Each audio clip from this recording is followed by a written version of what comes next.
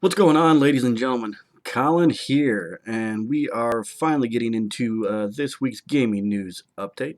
Today it's going to wind up coming to you guys a little bit later than normally, just because I've had a very busy day, so I haven't had time. Finally got in here and start recording this. And oh, the best thing yet is 2 days ago. Let's see, nice fresh pimple decided to form right above my mustache, so that's awesome.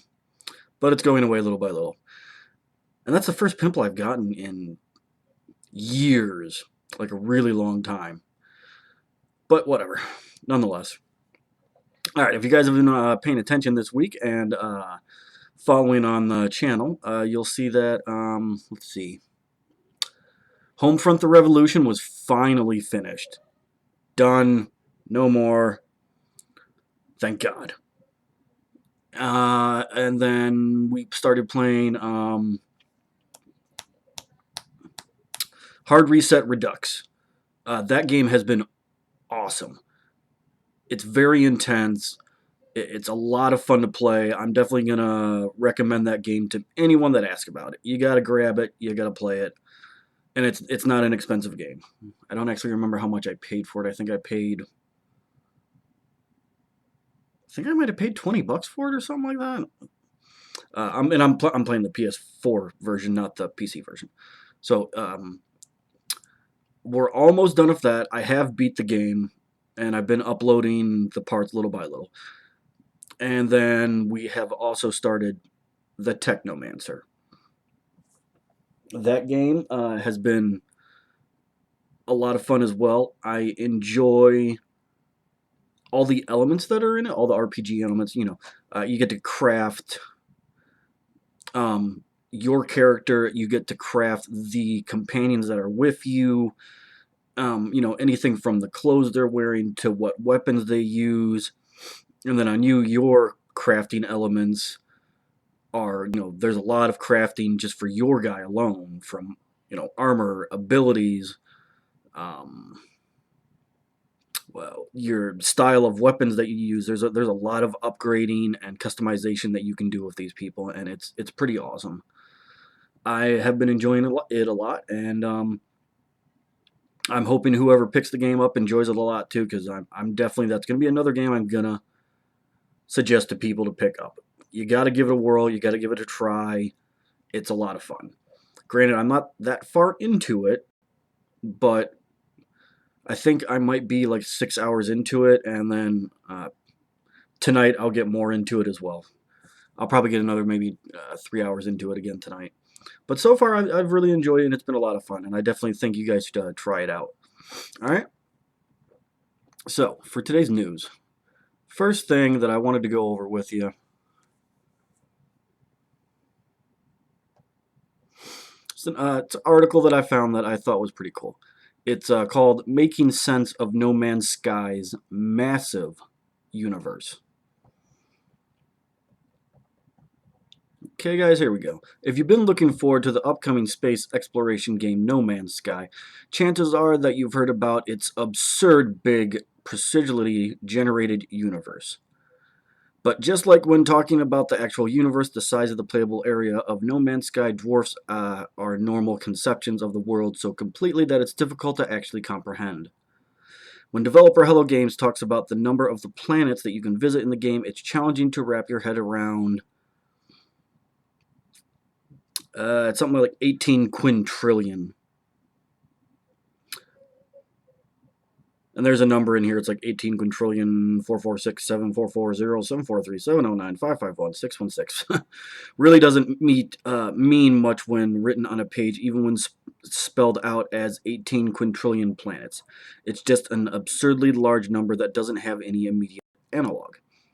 But even though 18 blah blah blah, blah, that huge number again, is so huge that it's silly, No Man's Sky universe still has limits. It's not infinite. You can hit the edge of the game's galaxy or reach the center. So to make the number 18 quintillion a little more understandable, and to better contextualize No Man's Sky, let's take a look at how this compares other video games to Earth and our real universe. Okay, and I just scroll down the little bit here. These calculations are based on my own speculation and the handful of details that Hello Games has shared. We'll have to wait for the official release in August to confirm that the universe is as unbelievably large as the studio says it is. 18 quintillion. There have been other big space exploration games before No Man's Skies that claim to have galaxy-sized worlds. To be sure, some of them are massive. Okay, Stellaris is 1,000 star systems with 10 to 15 planets each. EVE Online is 8,000 solar systems. Elite Dangerous is 400 billion star systems. And then No Man's Sky is 18 quintillion planets.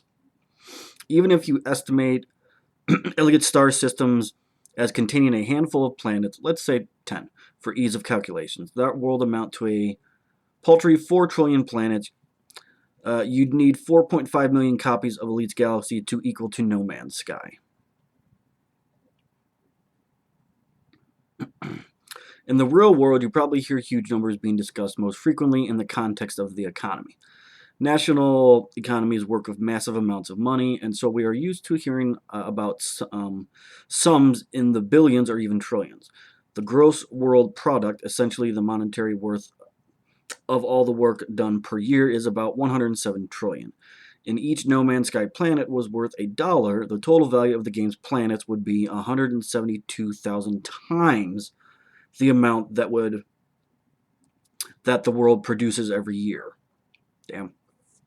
It also helps to compare the planets of No Man's Skies to incredibly small things such as grains of sand or gallons of water, both measured in quadrillions and quintillions. Back in 2012, researchers at the University of Hawaii estimated that there are 7 quintillion 500 quadrillion grains of sand on the Earth's surface. No Man's Sky's planets beat that by about 2.5 times. But No Man's Sky finally meets its match when compared to the gallons of water in the world's oceans. At around 350 quintillion gallons, the volume of water in the oceans exceeds the number of the planets in the game. Here are some other real-world comparisons. Books published, 130 million. People on Earth, 7.4 billion. Cells in a human body, 37 trillion. Highest domination banknote of Hungarian currency printed, 1 sextillion, 1,000 quintillion. That's in parentheses next to the sextillion. Atoms in a 1 milliliter drop of water, 10 sextillion. No Man's Sky planets, 18 quintillion. Of course, a single instance of each of these is dwarfed by one planet-sized planet in the game. If you start considering the amount of planet surface explorable in No Man's Sky, the number gets even more ridiculous. And it says, how many Earths can you fit in one game? Hello Games has claimed in the past that the planets you'll visit will be actually planet-sized, meaning that it'll take you hours or days to circumnavigate. However, the studio's been unclear on exactly how big the planets are, so I'll use the very conservative estimate based on pre-release demos in my attempt to contextualize the size of the game. As helpfully explained by Reddit user Ross Manser, the E3 2015 demo of the game can be used to calculate the diameter of the planet visited. Since this is an E3 demo, the planet is heavily modified. This also means that it would be quite a bit bigger in the final release, with that being said. Ross Manser figured out the diameter of the planet would be about 5 miles across. Knowing this, we can find the total surface area of one of those planets using the demo planet's radius of 2.5 miles. Its surface area would be 78.5 square miles. This is minuscule compared to the Earth, which has a surface area of 197 million square miles, but it makes more sense when compared to other games. Fallout 4, 43 square miles. Grand Theft Auto 5, 49 square miles. Just Cause 3, 400 square miles. One planet in No Man's Sky is 78.5 square miles. It is also compared to a small city like Boston, which has a land area of about 90 square miles. But once again, there's that 18 quintillion number.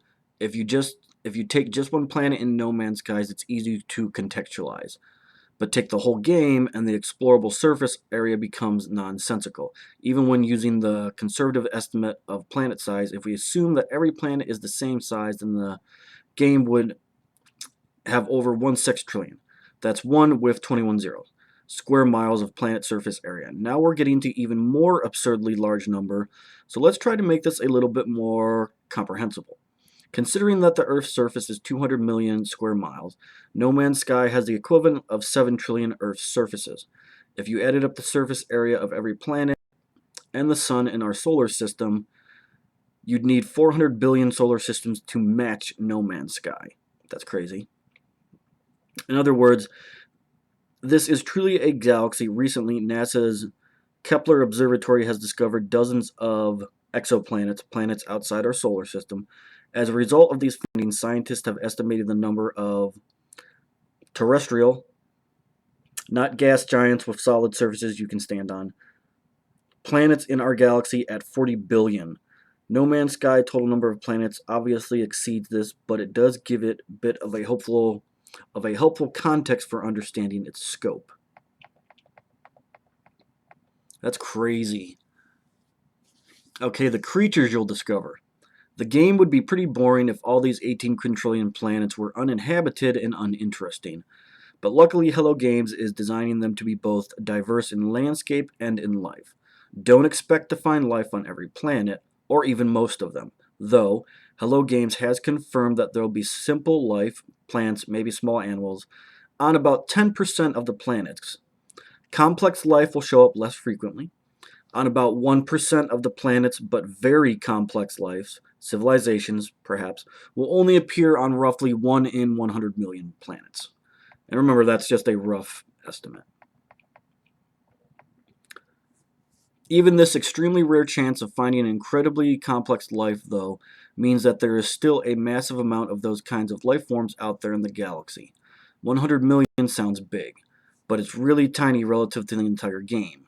If that probability is accurate, then there's roughly 180 billion planets out there with complex life. Unfortunately, chances are high that you'll never find one of these planets. 1 in 100 million is like winning the lottery. To provide a very morbid comprehension, you're about 10 times more likely to die in a plane crash than find a species of super interesting creatures on any one planet you visit. Speaking of extremely unlikely possibilities. That's crazy. But the fact is, those planets do exist in No Man's Sky. And if, keyword if, by chance, you are one of the lucky people, luckily enough to land on one of those planets, that's going to be like, an incredible find. That's awesome. Okay, finding other people. No Man's Sky has a shared universe, and Hello Games has said that it has a matchmaking style similar to Journeys. You can stumble across someone else working their way through the galaxy, or happen upon a planet already discovered by another explorer. But Hello Games makes it clear that you almost certainly will not find another person during the entire time you play the game.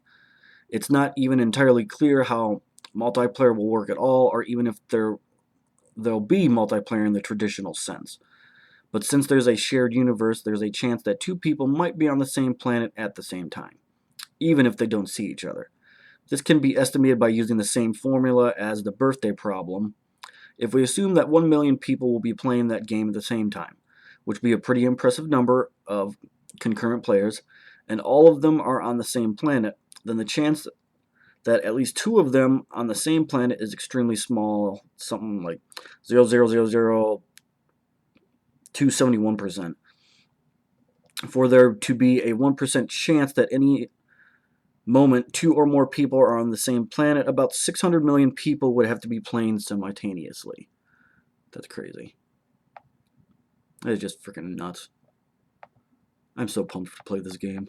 The goal of the game is to get to the center of the universe. So as everyone journeys closer to the middle, the chances of meeting someone else will undoubtedly go up. This is probably your best bet for running into another player, a more limited space with much fewer planets. means that it's likely that you'll see another explorer out there, or at least you'll see the planets they've already discovered. In the Milky Way, for instance, scientists have tracked a group of 28 stars closest to the galaxy's center, which allowed them to discover signs of the supermassive black hole holding the galaxy together. If No Man's Sky follows this model, then it's a good bet that you'll see signs of other players when you finally reach the middle. The insane number of planets is only one element of the game, and it's unclear yet how No Man's Sky will tie it all together into a cohesive, engaging experience. It will have several other mechanics besides exploration to keep players interested, such as crafting, trading, combat, and deciphering alien language, but ultimately we'll have to wait for its release on August 9th for PS4 and PC to determine whether or not we'll want to explore more than just a handful of planets in No Man's Sky massive galaxy. Alright. Holy crap, that was a lot to cover. Wow, that was a lot, and it's really impressive, actually. Hold on, just getting my coffee, guys. One memento.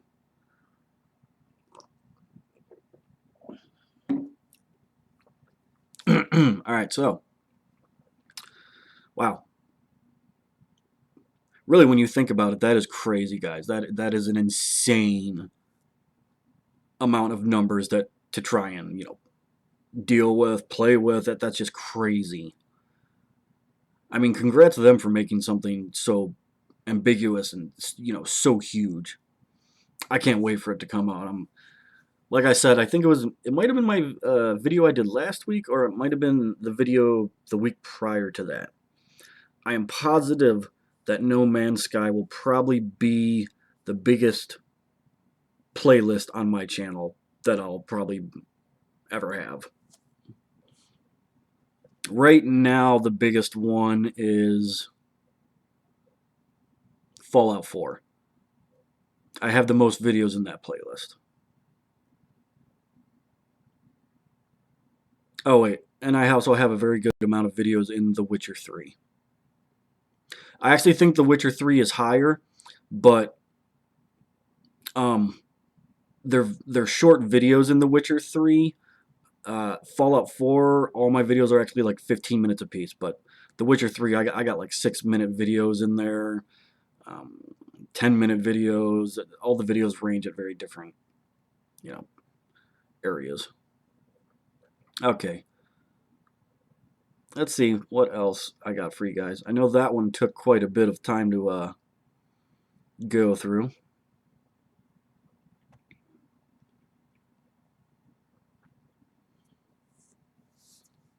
And just to keep you guys in the loop, this week, we obviously have more of, I'm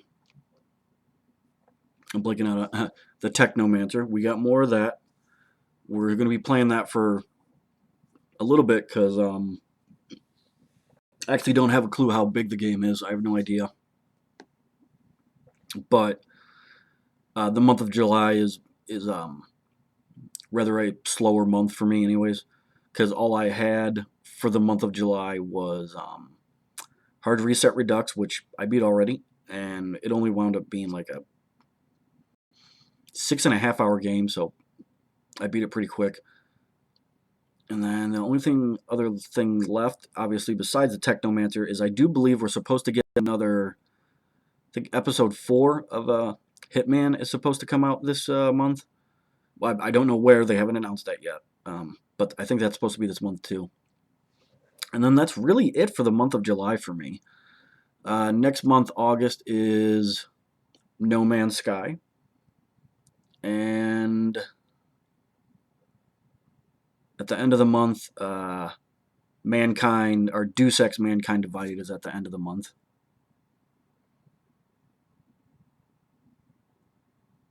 And I think that's all I got for that, for August.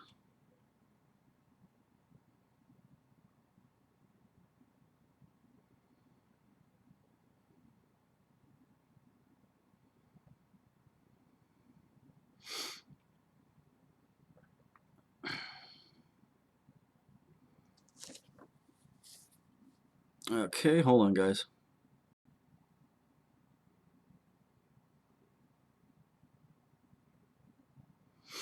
The next thing I wanted to go over with you guys was article is called Tekken 7 Director Addresses Input Lag Controversy, Discusses Additional Characters.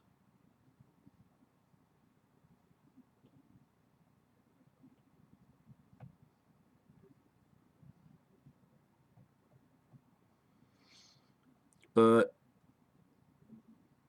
okay, give me a minute, guys. My computer's doing that thing again where it likes to lag.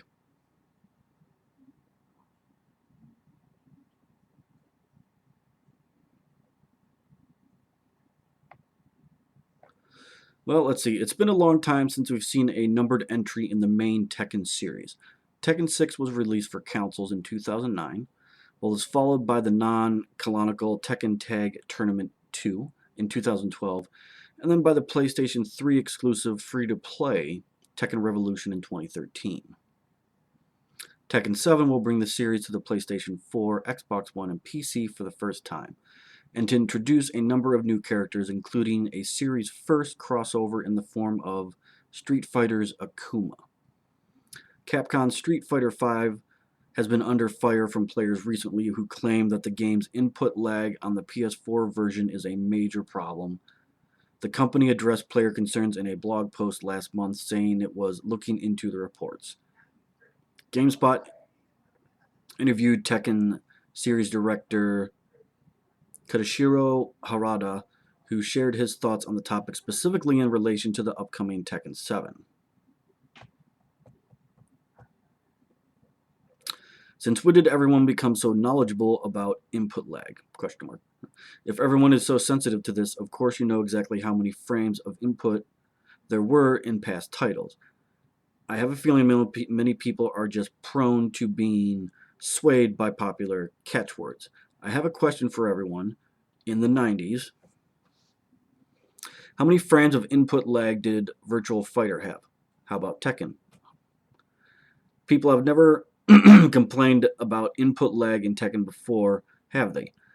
Tag 2 was highly regarded, wasn't it? Do you think input lag frames is a certain number? Do you understand how it works? The actual mechanism is different depending on the game. If Tekken's gameplay feels good, is there really a point in asking this question?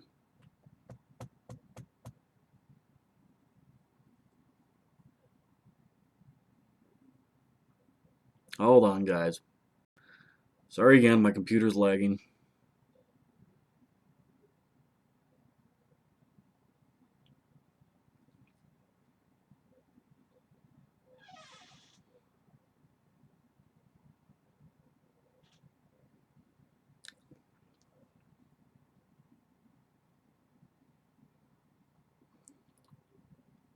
Okay, wait, hold on.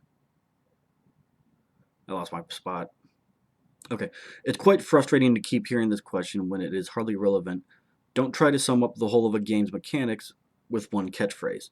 Tekken 7 is the first arcade fighting game to have online play between arcades around the country. It costs roughly $1 per play.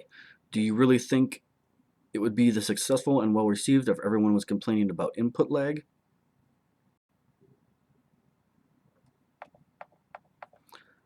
Aboard, many top players have had many chances to play 2K7 and 2K7 FR at Wizard World, EVO, and other events. I haven't heard any complaints about input lag from them either. Same with the hardcore players and media that played the game at E3. I think that is your answer. By the way, what is the monitor you use at home to play games? I would be more concerned about the possibility of lag on that instead.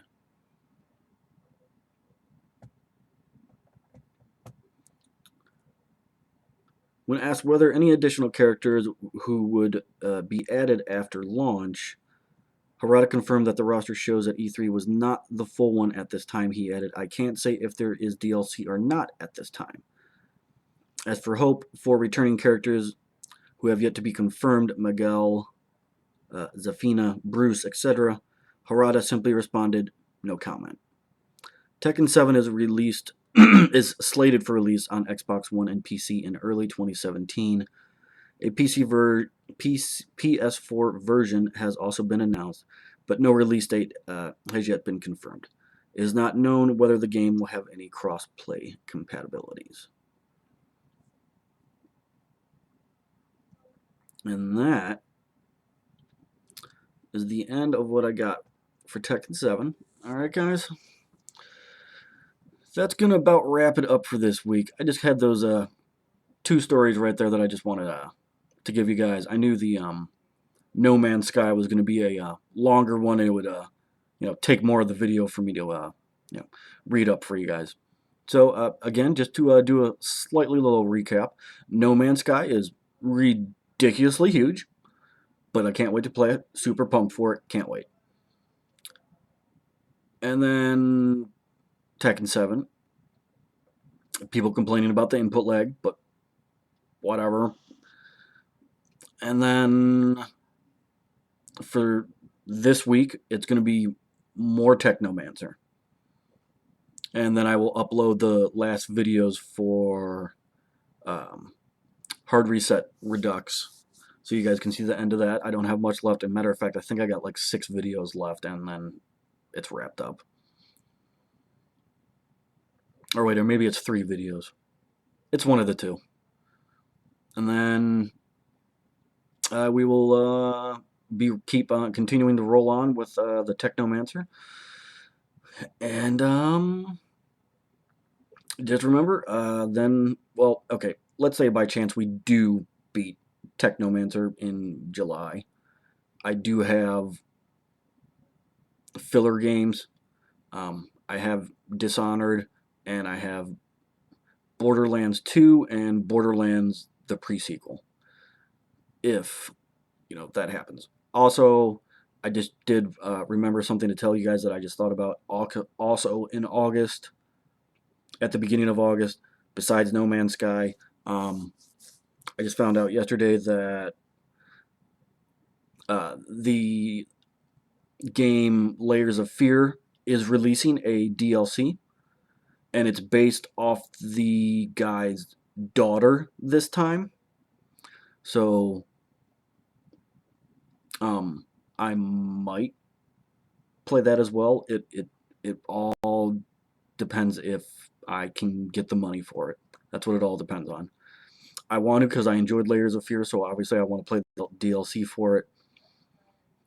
I don't remember the date that it's being released, but it is at the beginning of August, just so you guys know.